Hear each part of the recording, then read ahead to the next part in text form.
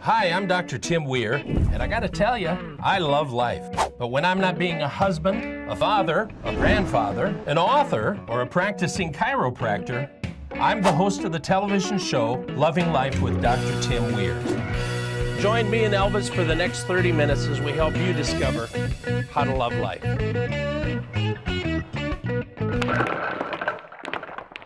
Got some great guests with me. You know, a lot of times people come up against tragedies in their life and they don't know where to turn. And I'm with Nikki and Jared Spear. You guys are awesome. Well, thanks. Now, we've got a foundation called what? Redefined Courage. What is that? That is a foundation that gives free post-op shirts to women having any breast surgery. Wow. All across the United States. Really? Yes. So how did this start? Why are we interested in that? Such a personal journey, lots of tragedy, a lot of breast cancer in our family. And just October 2015, I made a promise to my mom, is actually what it was, and told her I would design clothing for her. And I really had no business doing that. But from a little simple drawing on a Post-it note to what we have here today is one of the main reasons why, and just fortitude and strength and a husband who supports me. That's you. So why give them away? I don't understand that. I think when you're going through anything that is difficult, a life circumstance that's going to change you, and especially a woman and your body, I don't think the first thing you look at is what can I wear? What is gonna, what is gonna help me? The first thing you do is you're scared. And the money spent is probably going to be on medical bills and maybe having people take care of your kids or meals and things like that. So we wanted to be the people that came in and said, you don't have to worry about this thing that you're going to wear home from the hospital. That's going to help you hold your drains, be comfortable, give you some dignity, some hope, and that's what it's called. So to me, it looks just like a regular top. It's not. So what makes it different? Inside, there's four drain pockets for the actual drains that will be attached to you when you come out of surgery. Wow. And it's up to 1 to 4. Sometimes women have 6 drains, but we decided to do the four drains. Also, when I had a double mastectomy myself because of our family history, and Jared remembers what it was like to care for me, and have those drains pinned to a bra. And I never wanted to see another woman like my mom or my 2 aunts or my grandmother have to struggle with that situation. Absolutely, so absolutely. This is why it's different. So drains would be coming usually from here, and depending on how many you have, but they would fit nicely right in these pockets. And then you would close it up and button it up. Your mobility in your arms is not as it's really hard to move your arms way up high, they tell you. Exactly. I mean, you have to do exercises and all kinds of things before you can even raise them that high. So having the button up is super important, and just a soft cotton shirt to be able to feel comfortable in while you're recovering. So coming from your standpoint, the spouse, that's a lot to go through. It is. I mean, the emotional aspect, but also seeing, not only my wife go through it because she went preventatively to have one done, but also watching her mother, her aunt, and also her grandmother has gone through it as well. 2 of them have passed. Actually, all 3 of them have passed. And so, we've had an opportunity to walk through it together so we can understand not only what the woman's going through, but what the caregivers are going through as well. So, and the development of this shirt was specifically based on experience that she had and individuals who have worn this and said, hey, listen, this would really help. So even where the seams are placed, they're away from the incision location, so they've been switched so that your seams are on the top of the shoulder on the outside of the sleeve. And so that's, by experience, we've developed the shirt. Everything's been thought through. It has. Okay. For the woman that's going to be wearing it specifically. So now, is it something that somebody can get involved in helping you guys? Oh, absolutely. I think that, we are so blessed by so many people already, but businesses especially, we love to connect with people where we can together form a partnership helping the business, but also, you know, helping a foundation, giving back really, and giving to someone that we don't want to have to pay for a shirt. So yes, definitely businesses, individuals, people that want to give to this particular cause that will help a woman. How awesome is that? Listen, it's all about finding, and even this, it's all about finding the little niches, those little things where there's a need, and fill that need. Yes, absolutely. So if you'd like to get involved with this, join them at this website and find out how you can make a change in somebody's life just like they're doing. Just partner up with them. You don't have to do your own thing. There's plenty of things that you can join up with and get involved with. Thank you so much for being with me. You guys are just so awesome. Thank you for having us. Thank you. Thank you. So, get up with them. Don't change the channel. We got more coming up.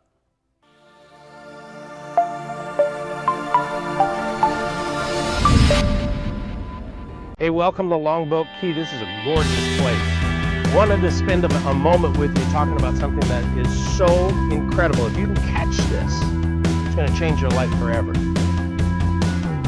We're all hooked into what I call the spirit network.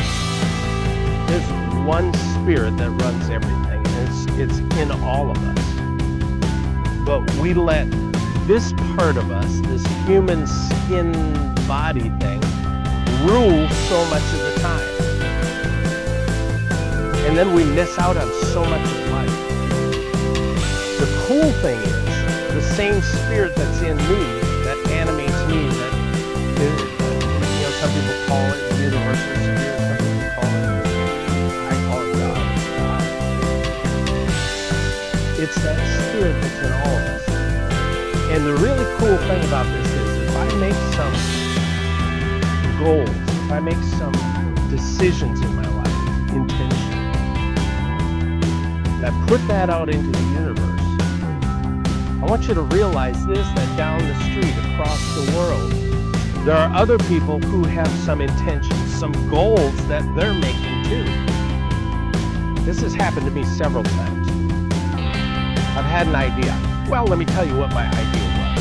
I had the idea that at Christmas time, I'd always have to lift up the bottom boughs of the tree, get a pitcher of water and pour into that bottom thing down at the bottom of the Christmas tree. I had the idea.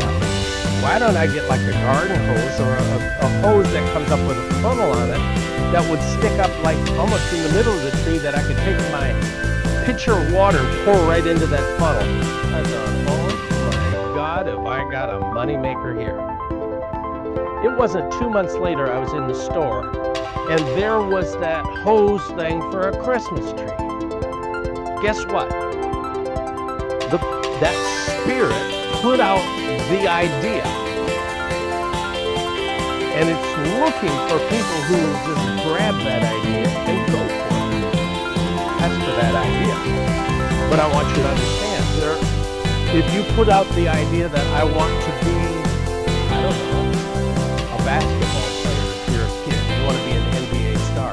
There are other people across the world, across your state, who are also putting out the intention, I'm looking for this or that. Or if you have an idea for a book or a movie or whatever, there are people out there, might be from that house right over there, I don't know. They're putting out intention.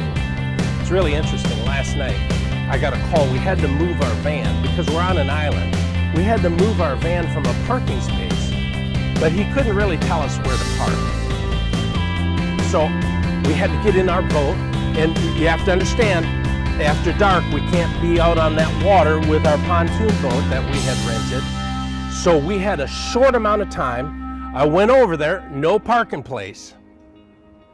And I said, I could have gotten all interpolated and say, ooh, this is really scary. I don't think I'm going to make it back in time with the dark on the water. But instead, I put out, somebody's looking for us to be able to have a place to park. And I drove by a house, and a woman was at her house. And I said, I'm going to just go to her and ask her. I went up to her and I said, listen, we're in kind of a bind. Can you help us out? Her name was Karen. She said, I would love to. And so we were able to park our car, get back in the boat, and get back here right on time. And you know why? Because here was a woman who probably in her quiet time said to the Spirit, said to God, use me today. Make me a vessel. Use me in helping somebody else. Why don't you do that in your quiet time? Not only do you put out, I want to do this, but put this out. Make me a vessel. Let me help others today. Find someone to bring to me that I can help, and then be ready to help. You're going to be amazed at all of the opportunities that have been there the whole time. You just haven't been open to it. Make today your day that you're going to share life. You're going to share spirit with someone else.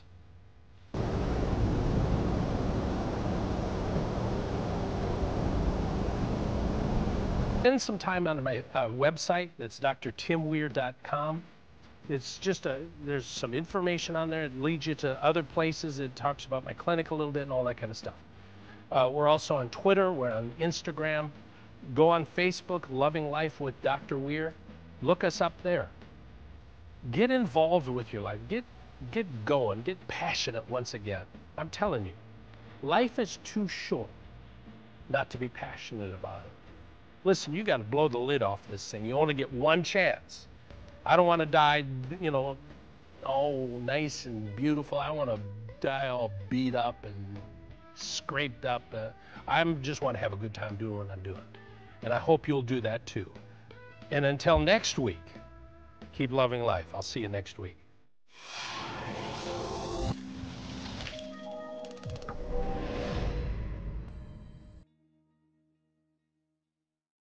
I know you're always looking for places that you can be involved with and make a difference. And I'm with Michael Berger from the Tri-Area Ministry Food Pantry. I knew that. You guys are in Wake Forest. Yes, we are in downtown Wake Forest on East Holding, just across the street from the post office. So what's the focus of the ministry? So we're a food pantry. And we are the type of food pantry that does groceries. So our clients can come to us once a month, and they get about 50 pounds or so of food. And so that's a mix of non-perishables like the canned goods that we have here. They also get fresh vegetables, bread, frozen meat. And this year we've begun doing things like feminine hygiene products and diapers. And so each client comes in.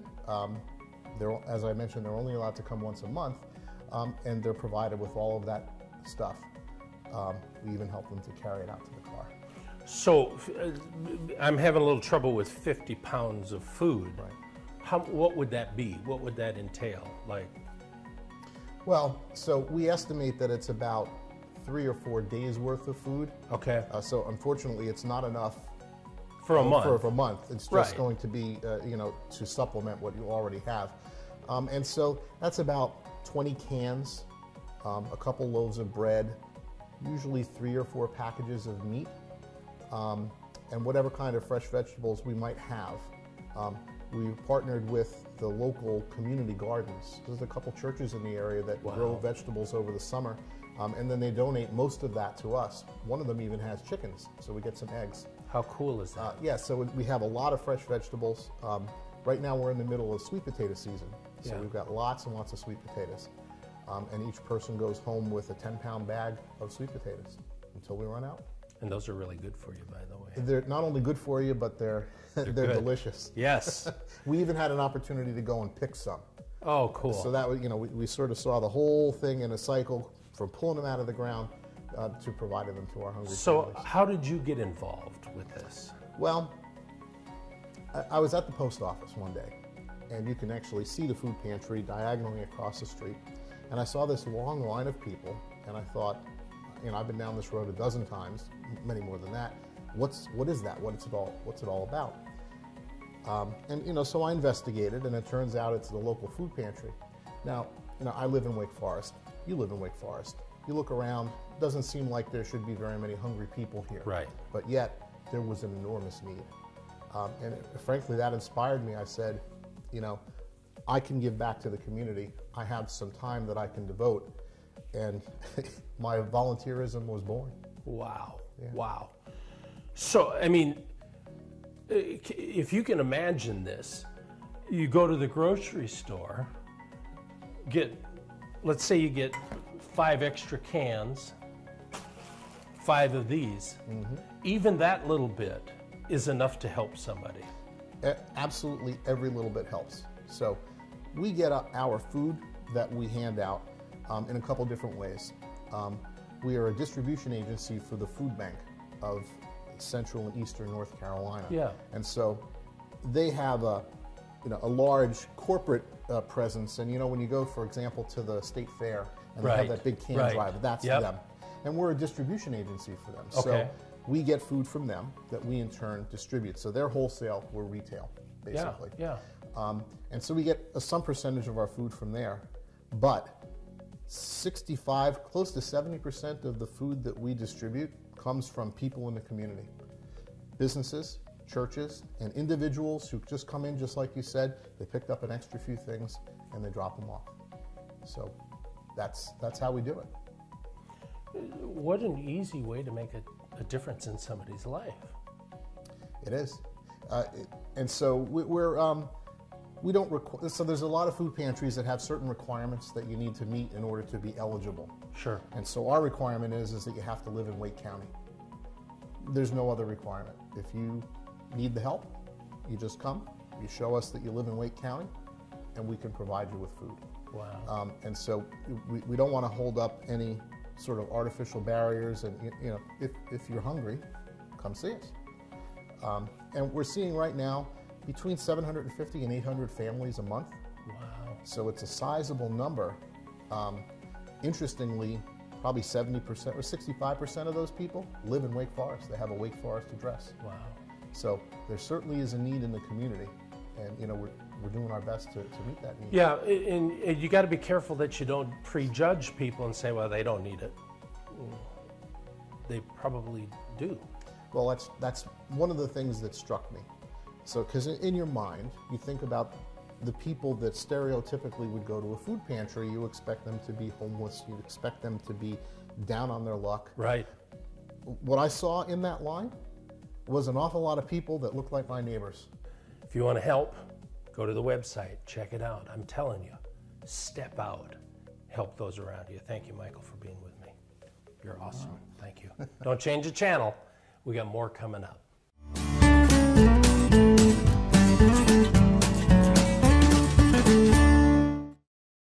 There are so many people who look at some scriptures and they say, oftentimes people read scriptures wrong.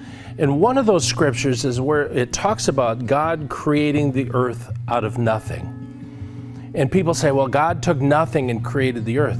But that's not what the scripture says. If you read the scripture, what the scripture actually says is that God created the earth out of things that cannot be seen. And so, in other words, God created things out of invisible things. I want you to understand this, that this here is very temporary. This is the old body we get, and some of us are lucky enough to have it for 85, 90, even 100, 120 years. But it goes away, but there's something that doesn't go away, and that's the spirit part of you.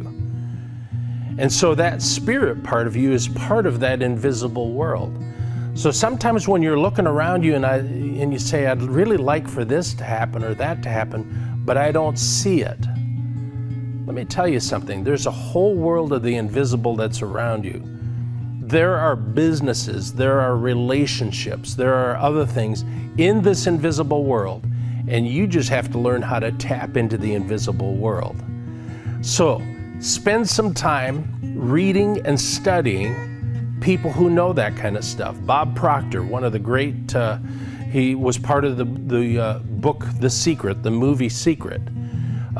Good friend of mine, great guy. I've been to his home, talked to him. He's got some ideas on how to tap into that world of the invisible. There's other people. I mean, man, Grant Cardone, there's a bunch of people. Mark Victor Hansen. If you've read my book, Mastering the Art of Success, you'll have tapped into some of those people. Wes Brown, Les Brown, Mark Victor Hansen, Jack Canfield. Those are all people who have an idea of what it's like to tap into the invisible. So just get tapped in. Listen, there's a whole universe around you.